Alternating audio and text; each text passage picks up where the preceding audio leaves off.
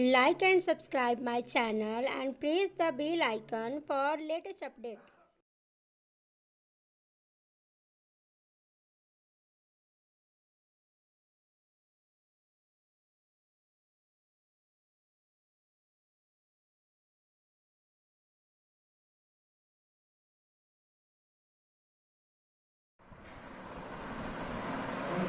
Good morning friends. आज हम लोग लेसन पहला जो जीवन के आधारभूत इकाई कोशिका है उसका थर्ड पार्ट के बारे में पढ़ेंगे। इसमें जो अंतःप्रद्रवी जालिका है, गोल्गी काय है और राइबोसोम, ये तीन ऑर्गेन्स के बारे में आज हम लोग पढ़ेंगे। सबसे पहले चलिए हम लोग पढ़ते हैं अंतःप्रद्रवी जालिका क्या है। डायग्राम हमने बनाया था आपको कि प्लाज्मा झिल्ली से ऐसे लगी हुई ये केंद्रक है, ऐसे लगी हुई जो रचना है ये कनेक्ट कर रहा है इसको कहते हैं ईआर, एंडोप्लाज्मिक रेटिकुलम। अंतःप्रद्रवी जालिका यह एक कोशिकांग है, कोशिका का अंगक है जो दो प्रकार की होती है। यहां पर हमने लिखा है स्मूथ, SER, इसको शॉर्ट में लिखेंगे SER, स्मूथ एंडोप्लाज्मिक रेटिकुलम, यानी चिकनी अंतःप्रद्रवी जालिका। दूसरा है खुरदरी, RER, शॉर्ट में रफ। जैसे यहां पर देखिए इस पर राइबोसोम है लगी हुई, इसकी झिल्ली पर ये जो राइबोसोम लगा हुआ है जिसके चलते इसको हम लोग क्या कहेंगे, रफ, RER है। और ऐसे कोशिका के अंदर पड़ा हुआ ऐसे है तो क्या है, दैट इज स्मूथ, SER। तो यहां पर हमने डायग्राम बनाया है, देखिए ये रफ है जिस पर राइबोसोम लगे हुए हैं, राइबोसोम, और जिस पर राइबोसोम नहीं है उसको क्या कहेंगे, स्मूथ, चिकनी। ये पूरे कोशिका के अंदर केंद्रक और झिल्ली के बीच ये लगे हुए हैं। ये झिल्ली नुमा रचना है, दोहरी झिल्ली की बनी हुई ऐसी। इस पर जिस पर राइबोसोम इसकी झिल्ली से चिपका हुआ है इसलिए इसको क्या कहेंगे, खुरदरी, दैट इज रफ। और जिस पर राइबोसोम नहीं उसको क्या कहेंगे, स्मूथ। इसका कार्य क्या है, सबसे पहले ट्रांसपोर्ट, यानी इसमें के पदार्थ को इस कोशिका के अंदर लाना, इस कोशिका के अंदर का न्यूक्लियस के अंदर ले जाना, एक कोशिका से दूसरी कोशिका में पहुंचाना, यानी यह पूरे कोशिका के अंदर एक कंकाल तंत्र की तरह ये ट्रांसपोर्ट सिस्टम बना लेता है, परिवहन करने में, यानी पदार्थों को ले आने परिवहन करने का कार्य करता है, पहला कार्य। दूसरा है जिसमें जो स्मूथ एंडोप्लाज्मिक रेटिकुलम है, जब कोशिका विभाजन होती है तो उस समय ये झिल्ली टूट जाती है और फिर नई झिल्ली का निर्माण होता है। तो झिल्ली के निर्माण करने में ये सहायक है, दूसरा कार्य। तीसरा है कोशिका द्रव्य के समय कोशिका प्लेट। देखिए प्लांट में क्या होता है, प्लांट की कोशिकाओं में ये सेल बनता है, तो जब कोशिका विभाजन होती है तो इनके बीच में ऐसे सेल प्लेट बनते हैं। सेल प्लेट का निर्माण होता है जिससे कोशिका दो भागों में बढ़। तो सेल प्लेट के निर्माण में भी, कोशिका द्रव्य के अंदर सेल प्लेट के निर्माण में, और एक स्मूथ एंडोप्लाज्मिक रेटिकुलम का बहुत इंपॉर्टेंट फंक्शन है हमारे शरीर। जैसे कोई आदमी पॉइजन खा लेता है, मान लीजिए जैसे कोई विष खा लिया किसी तरह का, अगर विष खा लेता है तो हमारे लीवर के अंदर, हमारे जो लीवर है इसमें एक डिटॉक्सिफिकेशन, निराविषीकरण जिसे कहते हैं। हमारे शरीर के अंदर ऐसा जो गॉड गिफ्टेड कहा जाएगा इसको सिस्टम है, क्योंकि हम जानते हैं कि हमारे शरीर में बैक्टीरिया पाए जाते हैं जो विटामिन B12 का निर्माण करते हैं। हमारे शरीर में ही बहुत से जीवाणु हैं जो हमारे लिए बहुत काफी लाभप्रद है। तो देखिए ये आपके शरीर में एक फंक्शन कर रहा है कि कुछ हद तक उस विष को निराविषीकरण करने में सहायक होता है। डिटॉक्सिफिकेशन, डिटॉक्सिफिकेशन का मतलब है विष के प्रभाव को समाप्त करना। ऐसा नहीं है कि आप दवा नहीं खाएंगे तो आप जीत रहेंगे, ऐसा नहीं है, लेकिन कुछ हद तक ये आपके पॉइजन को ये डिटॉक्सिक कर देता है, निराविषीकरण करने में सहायक होता है। बहुत कम आदमी यदि लिया है तब तो ये बच सकता है, लेकिन अब ज्यादा आप विष ले लेते हैं तो उस स्थिति में आपको उसका उपचार करना ही पड़ेगा। लेकिन कुछ हद तक ये स्मूथ एंडोप्लाज्मिक रेटिकुलम है, ये क्या करता है, निराविषीकरण में सहायक है, डिटॉक्सिफिकेशन में। जब विष या टॉक्सिक पदार्थ कोई व्यक्ति ले लेता है तो उसके विष के प्रभाव को समाप्त करने का काम ये करता है। ये है अंतःप्रद्रवी जालिका। चलिए अब हम लोग दूसरा ऑर्गेनेज पढ़ेंगे, गोल्गी काय।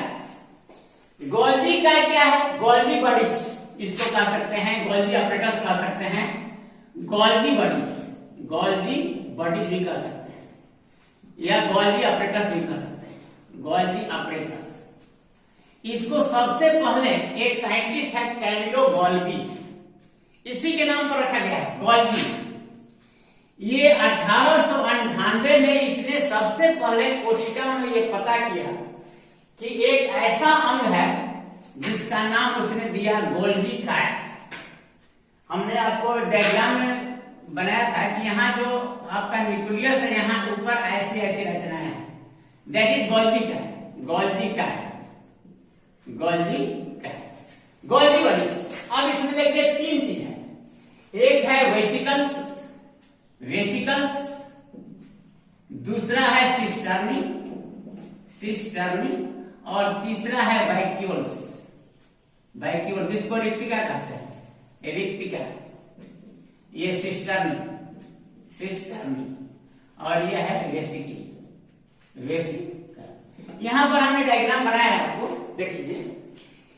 ये इसी रूप में मिलता है, ठीक केंद्रक के ऊपर जहां सेंट्रोसोम पाया जाता है उसके ऊपर ये गोल्गी काय पाया जाता है या गोल्गी अपरेटस पाया जाता है।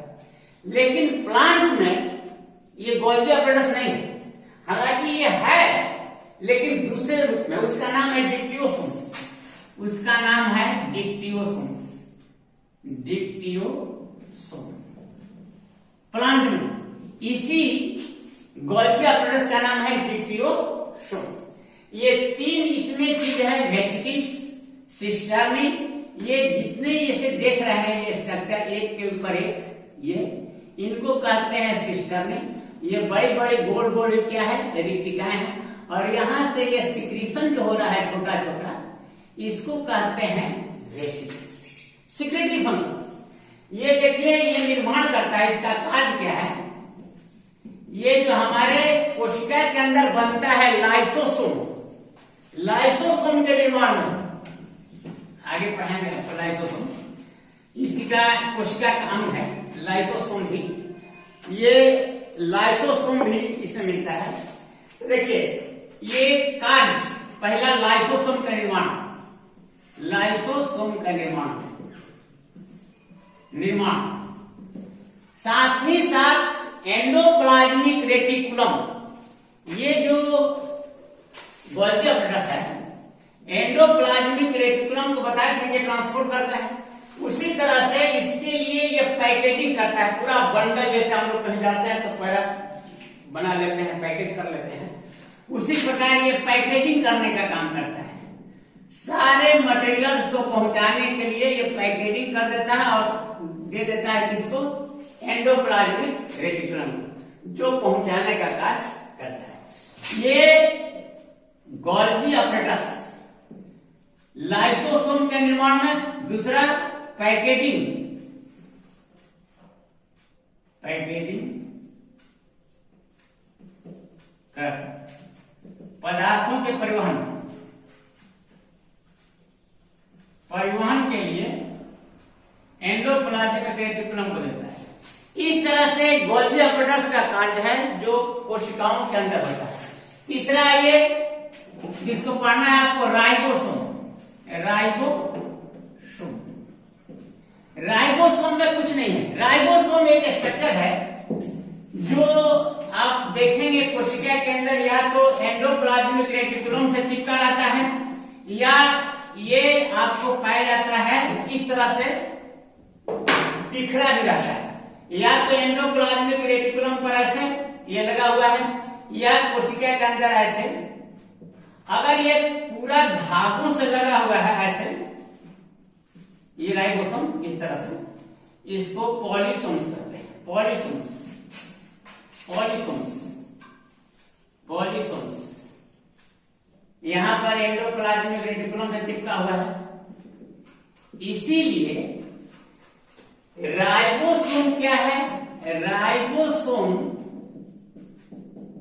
को प्रोटीन संश्लेषण का सक्रिय स्तर मानते हैं, याद रखेगा। प्रोटीन संश्लेषण का यह सक्रिय स्तर है। संश्लेषण का सक्रिय स्तर, एक्टिव साइट। यानी इसी राइबोसोम से क्या बनता है? प्रोटीन के निर्माण में सहायक है। प्रोटीन के निर्माण में राइबोसोम कोशिका के अंदर या तो एंडोप्लाज्मिक रेटिकुलम से चिपकी हुई रहती है या यह कोशिका में बिखरी हुई पाई जाती है।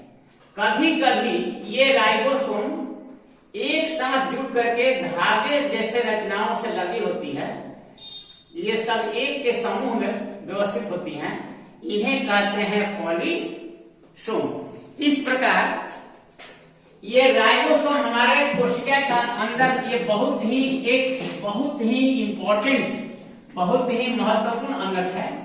नेक्स्ट हम अंगक पढ़ेंगे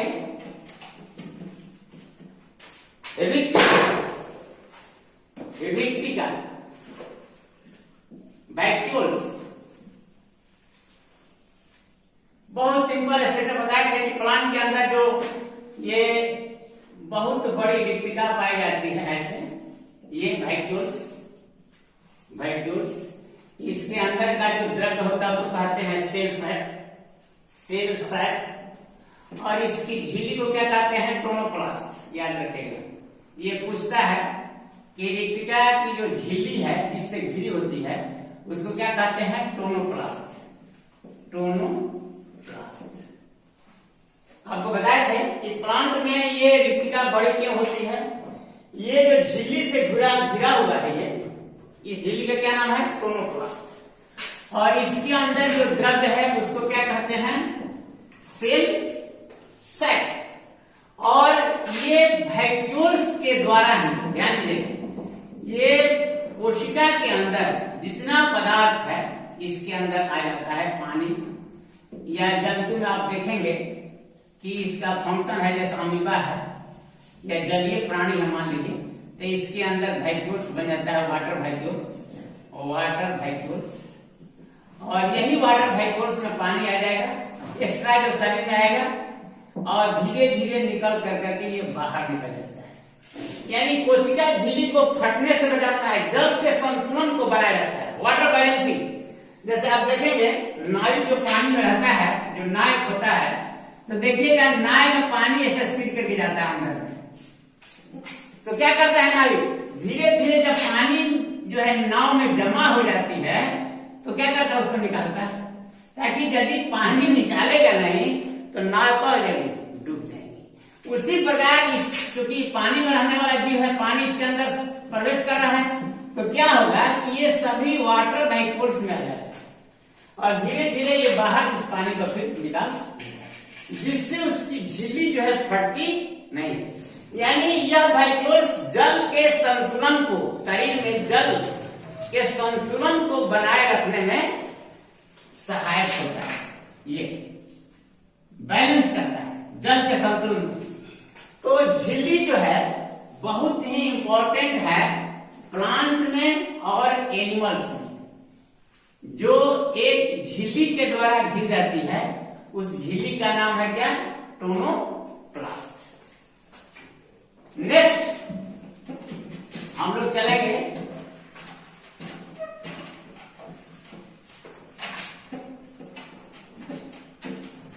ये पूरा, हम इसको समराइज कर देते हैं जितना मैंने बताया आपको। नेक्स्ट वीडियो में हम लोग पढ़ेंगे। इसके बाद एक बच जाता है जिसको कहेंगे केंद्रक।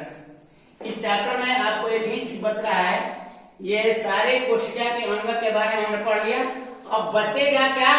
केंद्रक के बारे में। जो न्यूक्लियस होता है, जो मेन कोशिका के अंदर जो पाया जाता है केंद्रक, उसके बारे में हम लोग पढ़ेंगे। तो आज हम लोग पढ़े मूल रूप से एंडोप्लाज्मिक रेटिकुलम, गोल्जी का Golgi apparatus, ribosomes and water, या इसको कह सकते हैं वैक्यूल्स यानी रिक्तिका। इसके बाद कल के वीडियो में हम लोग पढ़ेंगे केंद्रक के बारे में। That's all, thanks.